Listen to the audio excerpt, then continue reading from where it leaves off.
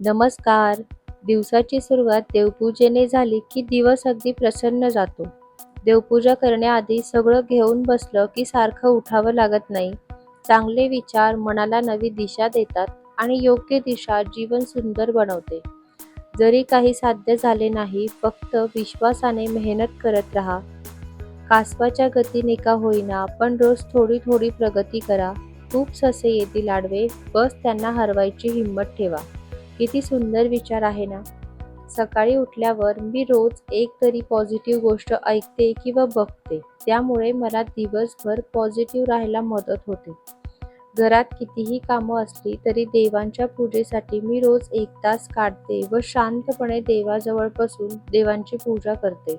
त्यामुळे मला एक वेगळंच मानसिक समाधान मिळतं. ते शब्दात नाही सांगू शकत, पण घरात आल्यानंतर दारातली रांगोळी, देवाजवळचा दिवा, हिरवीगार तुळस हे सगळं मनाला एक वेगळाच आनंद देऊन जातं.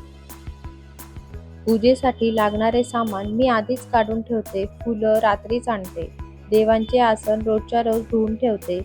दिवे, ताट मी आठवड्यातून 2दा पितांबरीने स्वच्छ करते व देव धुण्यासाठी मी काय वापरते हे मी मागच्या व्हिडिओमध्ये सांगितले आहे. त्यामुळे अगदी भांडी घासतो तसेच देव धुतो की काय असं वाटत नाही.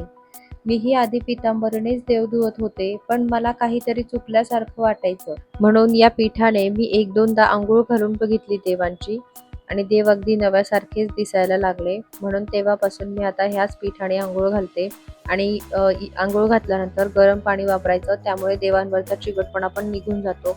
आणि हो, पंचामृत स्नान केल्यानंतर सुद्धा आपल्याला गरम पाण्यानेच अंघोळ करायची आहे. पंचामृतमध्ये तूप असतं गाईचं आणि त्यामुळे देवांवरचा जो चिकटपणा असतो तो तसाच राहू नये म्हणून गरम पाणीच यूज करायचं.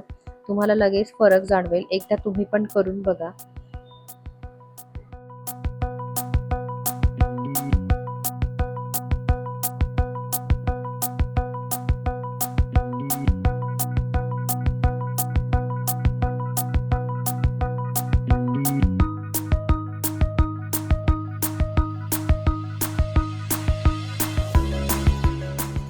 आता तुम्ही बघत असाल एक एक देव धुतल्यानंतर जे पाणी आहे ना, मी ते गंगाळमध्ये काढून घेते.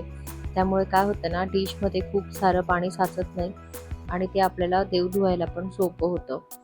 आणि एका देव धुतल्यानंतर जे पाणी असतं ते दुसऱ्या देवाला लागू देऊ नये असं म्हणतात. म्हणजे एकत्र देव धुवू नये. म्हणून मी अशा पद्धतीने देव धुते. साधं पाण्याने पण जेव्हा देव धुवायचे असतील ना, तेव्हा पण मी असेच पाटावर ठेवते आणि एक एक देव धुवून झाल्यानंतर ते कोरड्या कापडावर ठेवते आणि ते पाणी गंगाळमध्ये काढून घेते आणि हे गंगाळमध्ये काढलेलं पाणी ना मी झाडांना टाकते. असं म्हणतात देव धुतलेलं पाणी तुळशीला टाकू नये. म्हणून मी तुळशीमध्ये हे टाकत नाही. तुळशीमध्ये फ्रेश पाणीच टाकते आणि दर गुरुवारी दूध टाकते. आज मंगळवार आहे, आज नाही, पण गुरुवारी मी गाईचं दूध तुळशीला टाकायचं असं म्हणतात. म्हणून मी दर गुरुवारी गाईचं दूध तुळशीला वाहते. आता हे सगळे देव स्वच्छ धुवून घेते.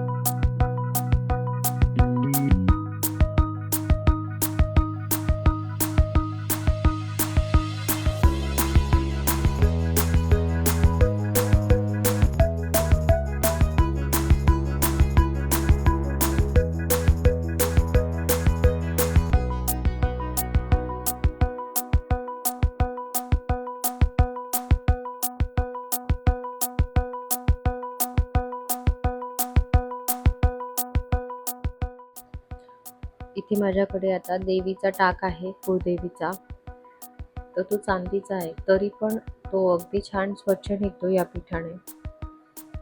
म्हणजे मी त्याच्यासाठी वेगळं काहीच वापरत नाही. हेच पीठ जे असतं ना, तेच पीठ वापरते. त्याच्याने जे ताक आहे ते खूप छान निघतं.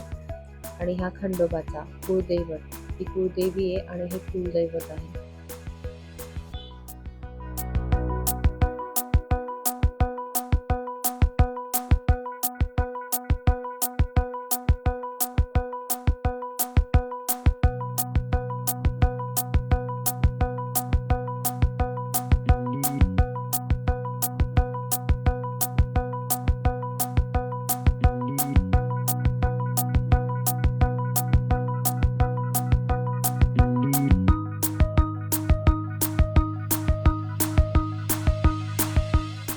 आता पंचामृताने सगळ्या देवांची आंघोळ घालून घेतो.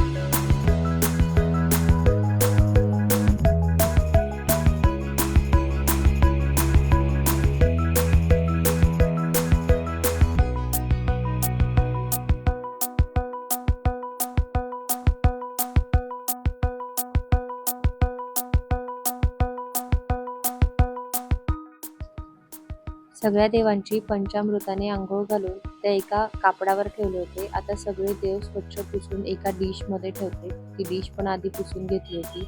आणि अन्नपूर्णेखाली तांदूळ ठेवते. अन्नपूर्णेला पण गंध लावून घेतला आणि आता कासवाखाली तांदूळ ठेवते. असं म्हणतात कासवाखाली पाणी ठेवायचं, पण मग ते पाणी ठेवल्यामुळे ती डिश आणि ते कासव अगदीच काळं होतं आणि ते होऊ नये म्हणून मी कासवाखाली पण तांदूळ ठेवते. आता सगळ्या देवांना गंध लावून घेते. महादेवाला कुंकू लावायचं नाही, महादेवाला मी भस्म लावते.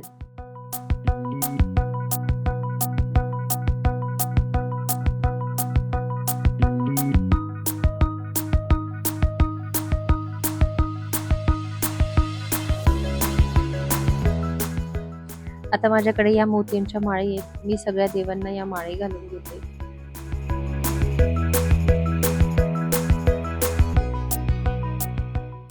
महादेवाची पिंड थोडी लहान आहे बाकी देवांपेक्षा, म्हणून ती महादेवाची पिंड पण मी थोड्या तांदूळात ठेवून घेते आणि त्याला भस्म, त्याला पण एक माळ घालून घेतली. आता कलशासाठी हे छोटं पाट घेतलं, त्यावर आसन ठेवलं आणि कलशाची पूजा करून घेतली. 5 किंवा 7 वेळेस हे आपल्याला कुंकू लावून घ्यायचं आहे. आणि कलशामध्ये मी नाणं आणि सुपारी आधीच टाकून घेतली होती. आता कलशाला गंध अक्षता वाहून कलशाच्या पाण्यात फूल अर्पण करते. आणि माझ्याकडे विड्याची पानं आहेत. विड्याची पानं किंवा आंब्याची पानं ठेवली तरी चालतात. आणि कलशाखाली तांदूळ ठेवायचे. आंब्याची पानं जरा जास्त दिवस राहतात, पण मी विड्याची पानंच ठेवते. आणि मंगळवारी, गुरुवारी म्हणजे जेव्हा मला ती पानं खराब वाटली ना, तेव्हा मी ती चेंज करून टाकते. आणि असं पानांना हळद आणि कुंकू लावून घेते. ओलं करून लावलं होतं मी. आणि नारळ, आता हे जे नारळ आहे ना, तुम्ही नवीन पण आणलं ना तरी ते आपल्याला पाण्यात ठेवायचं आहे. त्यामुळे काय होतं ना, नारळाचं जे आतलं पाणी असतं ते सुकत नाही, ते फ्रेश राहतं, नारळ खराब नाही होत. आता देवांना फुलं अर्पण करते.